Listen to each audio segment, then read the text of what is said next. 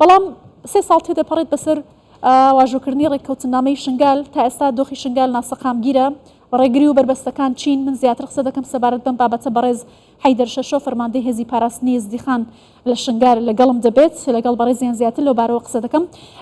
بەڕێز حەیدەر ئەم کاتت باش 3 ساڵ بەسەر واژۆکردنی ڕێککەوتنامەی شنگال تێدەپەڕێت تا ئێستا دۆخی و ناوچانە ناسەقامگیرە ناوچەکان ئاوادان نەکراونەتەوە بربەستەکانی بەردەم جێبەجێکردنی ڕێککەوتنامەی شنگال چییە بۆچی تا ئێستا دۆخی ئەو ناوچانە هێشتا نائارامە؟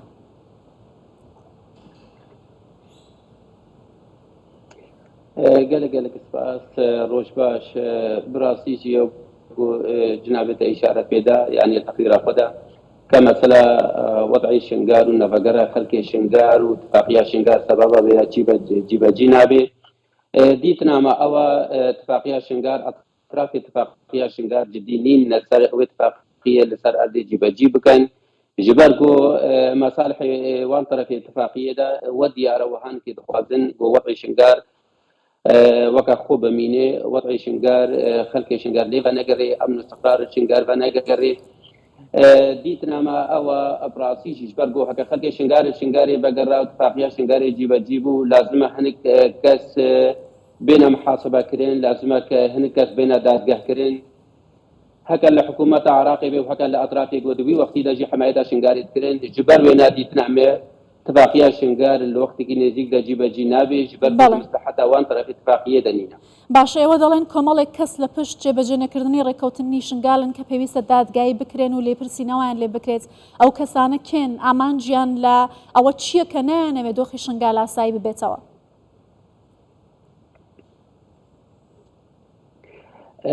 بريس يعني هكا نهانكي مثلا اتفاقية شنغار وخلقي شنغاري بقريام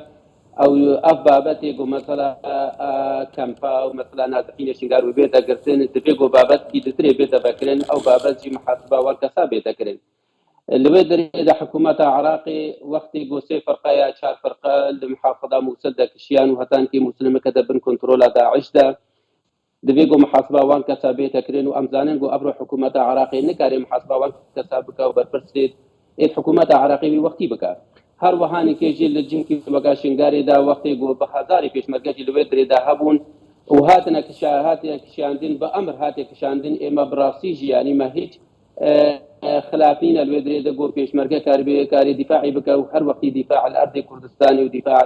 هم مناطق كردستاني كريا بل اوجي وديار بويا بامر هاتيا صحبان دين وهكا سبب ملف شنغار بيتا قرتن مجبوره ملف محاسبه وان بيتا بكرين وام هبيدار نقول زوتري وقت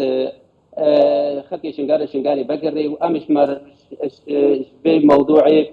اي كامبا موضوعي نازحين بقرن وام بين سربابتي درستي او بابتي جو محاسبه بخلقي بيتا كرين يقول هتان هان كيجي خلقي شنغار وملتي ما يزدي بويا قربانيا وانعم بەڵێ بەڕێز حەیدەر درێژی بڕاستیژی ناف ئەطراف اتفاقیەدا وەختێ گوامت بێژن بەڵێ ئەو هێزانەی کاماژۆتان پێکرد هۆکاری جێبەجێنێکردنی ڕێککەوتنی شنگال و ناسەقامگیری دۆخی و ناوچانن سەر بە حکوومەتی عراقن ئایا حکوومەتی عراق پاڵ پشتیان دەکات لەو ناوچانە بمێننەوە؟ بالتأكيد يعني أو يقول هانك لتقرير جنابة إشارة في دايت بيجي كاشار جروبي سر حشد الشعبينا أو جروبي حشد الشعبي أو جروبي نزيكي فكك همجي بيشتبانيا وان إيش حكومة عراقية أو راتبي وانش حكومة عراقية أو تسليحة وانش حكومة عراقية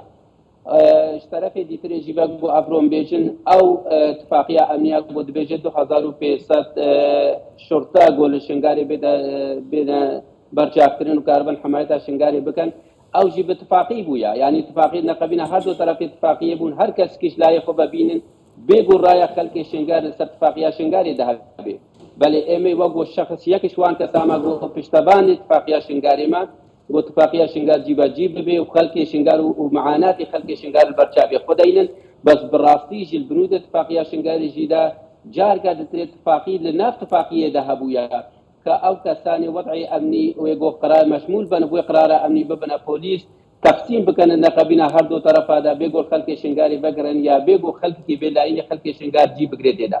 بەڵێ دیارە ڕێککەوتنەکە بە چاودێری نەتەوەی گرتوەکان بووە بینیمان لە پەرلەمانی وڵاتانیشەوە کە ئەو جینۆسایدی بەسەری زەدیەکان داهات لە سەردەمی داعشتا بە جینۆساید ناسێنرا هەوڵێکی زۆر هەیە لە ئاستی نێودوڵەتیدا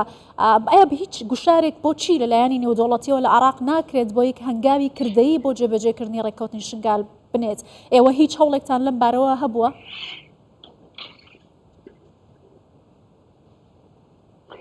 دیتنامەدا ئەوە ینی ڕاستیجی ئەبرۆ بەرپرسێت UN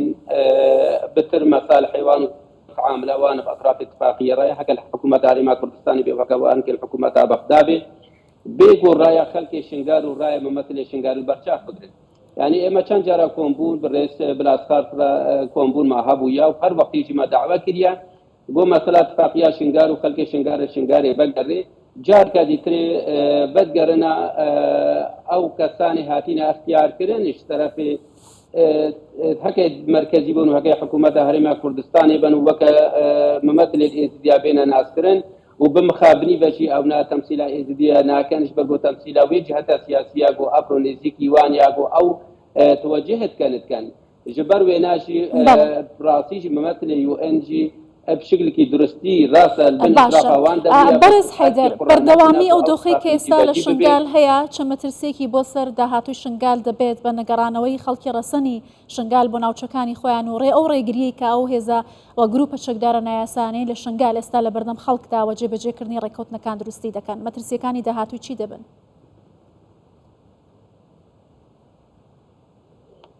والله مەترسیە ما ئەوە براسیجی خەڵکێ ما گۆیرۆ شنگاری بە نەگەڕی هەتا نەهان کێ بدەهەی هەزارە شنگال دەربەدەر بوونە کە مهاجر بوونە چوونە دەولەتێ دەربە بالصدا شمال بحرادا بعجينا العابدة معنا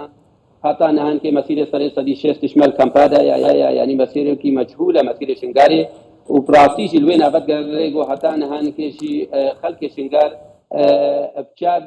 مواطني العراقي ده لأنها تيانيرين وبمخابري بجيز بيجم هكا الكردستاني يجي تعامل بمرانات يكرن وقوه مبيكاتي الكردستاني جبر وينا مثلا شنغار وخلق شنغار مؤامرة كسر اتديا تايبات وسر خلق شنغار سر خلق شنغار وخلق شنغاري بنقري اسفازم يعني اشارتي بيناشي بدم براستيش اسفازم هم ملتي مي كردستاني باشدان بحكومة كردستاني يعني يد اختيار الدستي ممثل شنغاري ده نمايا نا اختيارات سياسي ونا اختيارات اجتماعي وحتى اختيارات دينيجي ولی هاتی اگه ملت ما ازدی براستی بیت بدیار دست خدا نما یتحکم بمسیر بملتی بله بارس حیدر ششو فرمانده هزی پراسنی زدی خان ل هانوور و لگل مانبوی زور سپاس